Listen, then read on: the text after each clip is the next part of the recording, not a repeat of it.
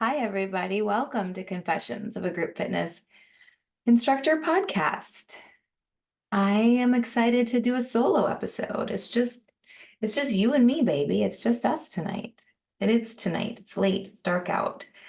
I'm heading to the Dominican Republic tomorrow, and so I'm taking a break from packing the podcast with you. Oh, also, my friend came over tonight, Mary. I've talked about her before, aka Warrior Photographer, and she brought me this little gift because it's going to be my birthday while I'm in the DR. And we were just together. I can't even remember where because it's everywhere. I think it was DC or maybe it was San Francisco. And I was kind of talking about the hair on fire life that I live, and I referred to it as an anaerobic lifestyle. Like my life itself is anaerobic. Like get it, like not enough recovery. Anyway, it was funny. And she bought me this like custom little notebook that said something about anaerobic, that anaerobic lifestyle or something like that. Anyway, so between her stopping by and me packing like a maniac, I stopped because I was thinking about you and I have so many episodes right now, like I'm inspired right now, and I have a lot of different topics I want to talk about.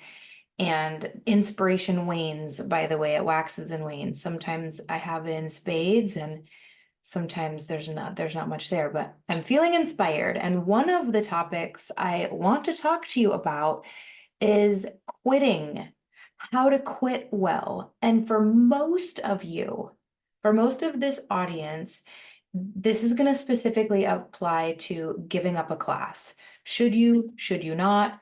Why should you? Why shouldn't you? When should you? And how should you? That kind of stuff.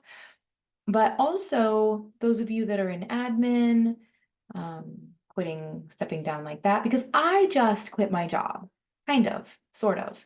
And I did it really well with a lot of dignity and professionalism in class. And I'm proud of the way I did it and how I handled it with the club and the members and my team. And so I'm going to share my story, and you'll get to know me a little bit better.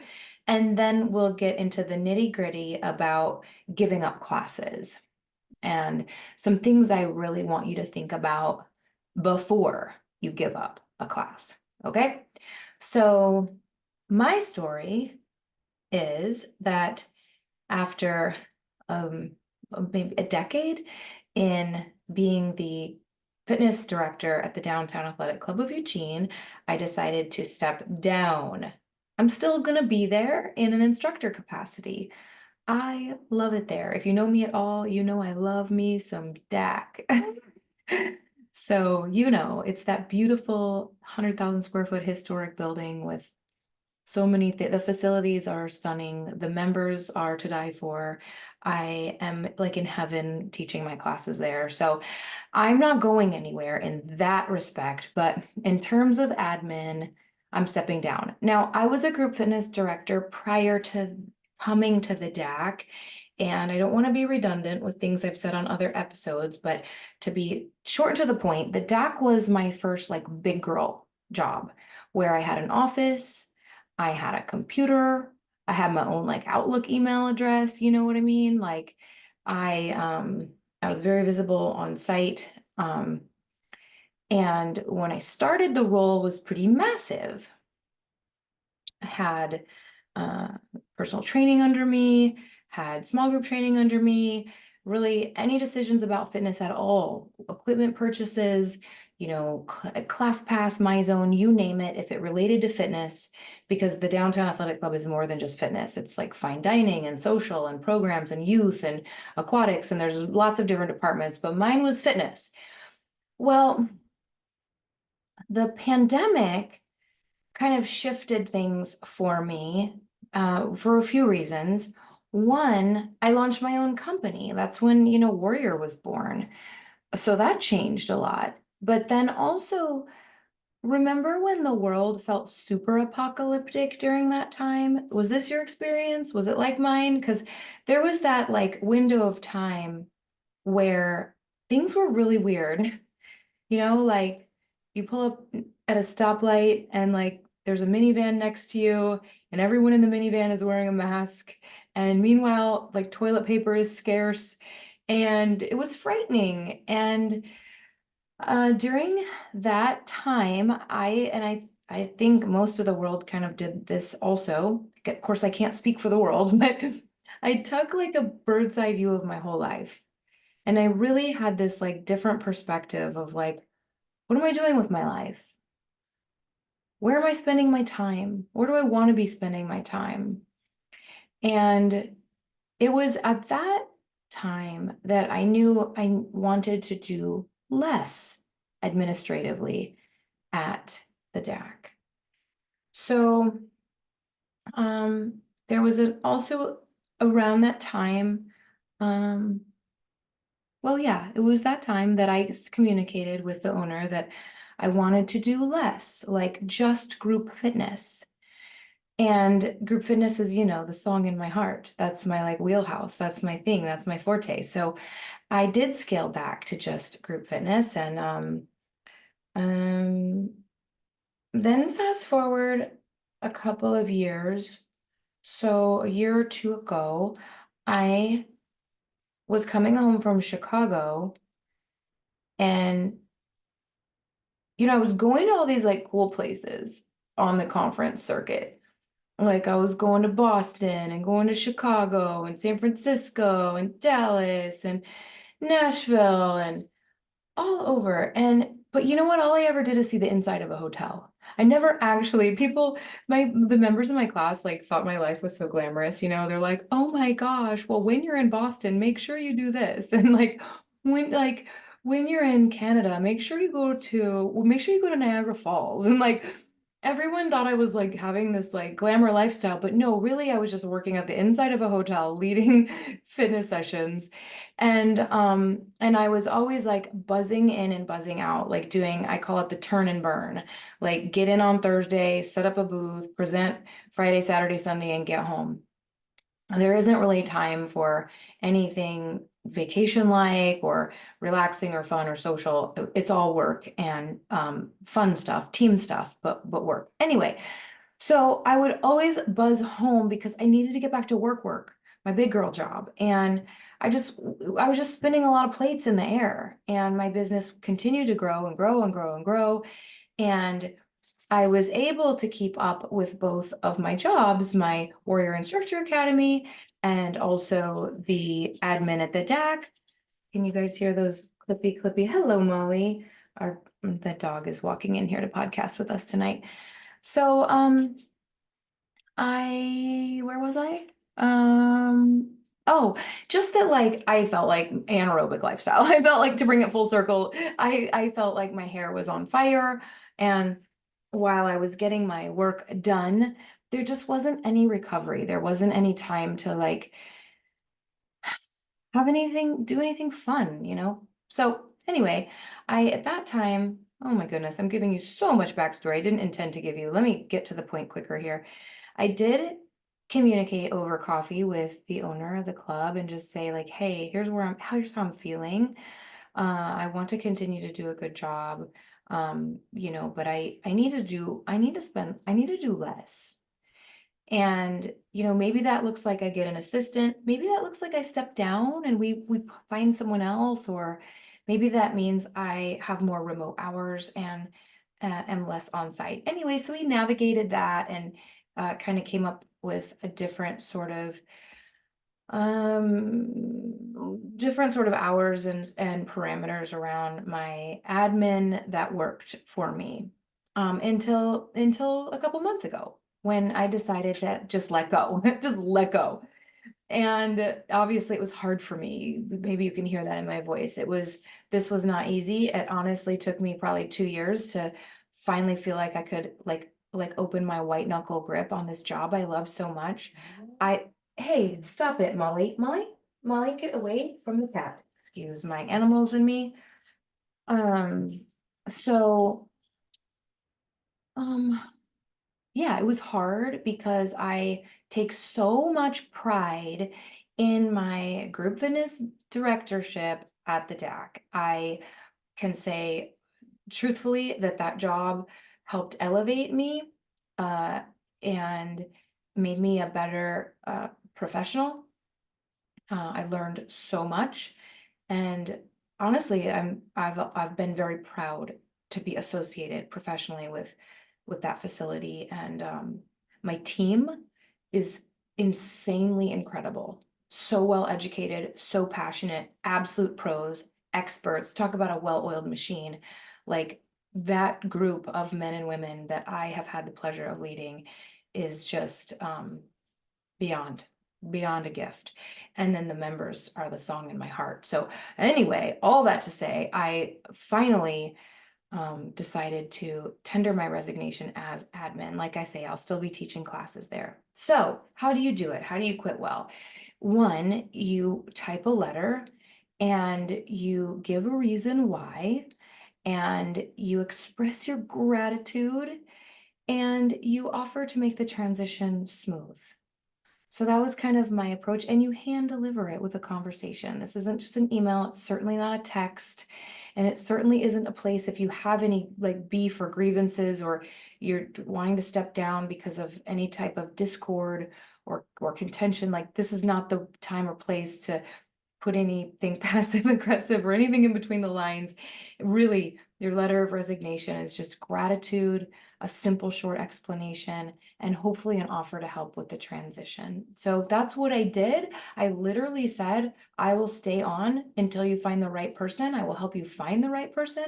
And I recommended some internal, I had some recommendations of some internal hires so that it would be someone that knew and had rapport already with our members and our staff. And I really said, I will stay as long as it takes to make that transition smooth.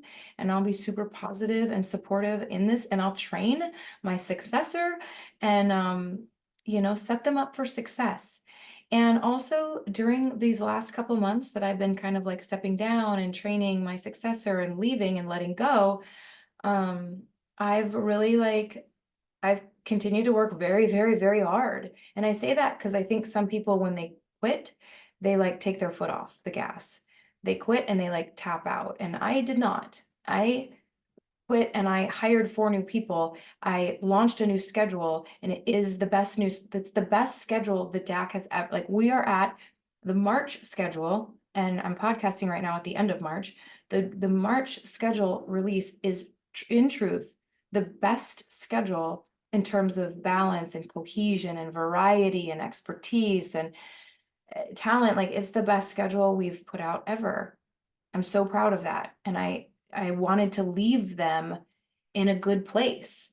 Have you ever known people that like want to quit or want to leave and they like want the company to suffer, or they like, they want the company to hurt? That's just ego. That's just like ego. And, I shed my ego, and I want them to be successful. Like, I guess, talk about shedding my ego. Like I want them to not feel like they missed me. Like they're in good hands and it's gonna be okay. And I don't know. It's kind of like parenting. Like you don't want your kids to remain dependent on you once they're adults. Like you want them to be independent and to not need you. And so anyway, maybe not a perfect analogy, but um so so that's kind of part of the story of like why I stepped down.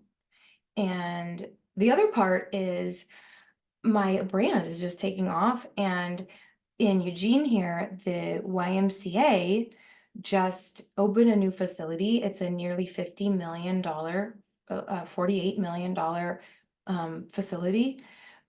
You guys know I'm an artist, has $500,000 worth of murals art on the walls that is just like to die for, with like a Pacific Northwest themes everywhere. Ugh, it's really cool. It's a really cool facility. But the reason I was drawn to the Y isn't because of the fancy schmancy building. Well, that's not true. I like that too. It's pretty fancy over there. But it's because there's more opportunity for growth with my company to be teaching at a YMCA simply because they're national, like they're everywhere. And because YMCAs across the country are they're very pro warrior. They love our programs. They're very program forward. They like new things. They like variety, and they're very into bringing on our programs, especially because they're very family oriented, and we have a kids program. So it felt like a smart move. So just FYI, on a personal note, now I'll be teaching classes at the DAC and at our local YMCA, and no longer doing management, other than I'm still kind of training my successor. All right, now let's talk about you. Let's talk about teaching classes and how sometimes, come on, you admit it, we know, sometimes you want to give up your class. Sometimes I want to give up my class. Sometimes that class is just like wah wah, or there's circumstances. So let's dive in. First, and I don't have like tons for you tonight, so this is going to be we're going to get in and get out. First, give it the high test. I coined that term. You may keep it. High test. That is when, after you teach a class and you are riding that high, you know what I mean. Like, I know you know what I mean. That after class buzz that is like, well, I've never done drugs, but I imagine it's better than any drugs. After teaching a class when just all the vibes are high, that feeling. Okay, so sometimes let's say there's a class that you are kind of like not enjoying very much for whatever reason. Maybe it's poorly attended, maybe the energy is off, maybe it's hard to get there at that time for you. Whatever, maybe it's like you have young kids at home and it's at night and you're torn, you want to be home with your kids. So there's lots of reasons we might want to give up a class. Aside from like, of course, like you're on maternity leave or you have to move. I mean, those are like obvious ones. We're not going to talk about that. But when it's like a hard decision. So give it 6 months before you throw in the towel. If it's just that it's not doing it for you, it doesn't fill your cup, it's not intrinsically rewarding for you enough, give it 6 months. And if you didn't listen to my podcast yet on how to build your class attendance, listen to that, because there's practical ways in which you can build energy and numbers in your class, and that might change the way you feel about it. So give it 6 months. If during the 6 months you experience any of the high, then don't give up the class. Reset your 6 months. Okay? It's kind of like, I'm going to make an analogy to menopause. A woman is in menopause when she hasn't had her menstrual period for a year, I think. So if 11 months into that year, she has a menstrual cycle, that year starts over. That's what happens in the 6 months if you get that high. You got to start it over.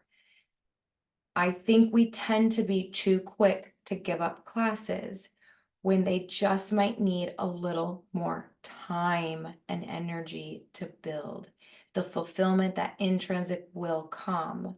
We just have to hang in there longer. Plus, if you're new to a class, like you're taking on a class, it is fair to your boss, your supervisor, to your members.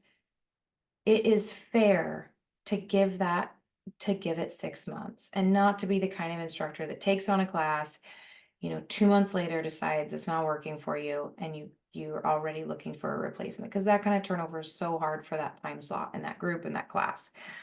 Okay, so that's the high test. I think sometimes instructors do give up classes because it's just not like so fun. Like it doesn't scratch that like fun itch. Then Give 2 weeks notice and if possible more. If possible more. Like, here's my 2 weeks notice. That being said, if you're in a bind, I'm willing to stay in for a few more weeks. That is ideal. No, it's not expected, but that's just a really nice courtesy you could give your manager because, you know, sometimes it takes a while to find the perfect replacement. And sometimes the perfect replacement for you might take a little more than 2 weeks to find. So if possible, give feedback on why you're leaving. And of course, express your gratitude and all of that. So just know that if you are quick to give up classes, you might be like burning little tiny bridges. I had a great instructor, just a coveted instructor, the kind you really want on your schedule. I had just an amazing instructor give up classes quite frequently. And then one day I was just like, I'm not going to offer her any more classes because she doesn't keep them. So little did she know, like that last class she gave up, that was her last opportunity with me. So just know that, if you give up a class, you might not get it back and you might have less opportunities, if any, at that location. And on the flip side, if you're someone, and I have these instructors too, that hang in there, they hang in. Their class might be on the struggle bus, but they are hanging in there and doing everything they can to make it work. We notice that too as supervisors, and that matters when it's time to think about who we might want to offer more classes to, is those instructors that do not throw in the towel easily or quickly. I had a member in my class a couple weeks ago. She had just returned from like a Bible study or something like that, a women's retreat. And she was like saying how she learned not to trust her gut. Like, you know how we have that expression, trust your gut? And she was pointing out like the gut is very moody. The gut is our emotional brain. The gut is really where our like serotonin and dopamine and those receptors, 90% are in our gut. And we often say trust your gut, and that's like trusting your feelings. And those suckers change, So maybe not trust your gut, maybe be a little more thoughtful. My encouragement to you, if you're thinking about giving up a class, is to pump the brakes, to give it a little more time, to give it that 6-month high test. And if it's still just not ideal for you in your life, and it's not filling your cup, and you've done your best for 6 months, and it's just like, oh, I don't want to go. And even after the class, you're still feeling like, oh, then maybe, and then give them a little bit of time if you can. Okay, my confession for you tonight is that starting at the YMCA is totally humbling for me. It's like, it's just like hard on my ego in a good way, I guess, because I'm starting from scratch. Like, I'm a newbie. I've got to build a class like a beginner. And, you know, I'm used to walking into the DAC where everybody knows and loves me, and I walk in like the cock of the walk, and it's good for me to have that stripped away and to walk into a place like I've got to prove myself and earn respect, and they don't know who I am. And that's my confession, is that it's been a scary and humbling couple weeks as I've started at a new location. And if you follow me on social now, you'll see 2 beautiful locations in my class stories and reels. And that's all I've got for you tonight, team. Be slow to quit. And if you do quit, do it well and with dignity and integrity. All right. I love you guys. I'm going to go finish packing for the Dominican Republic.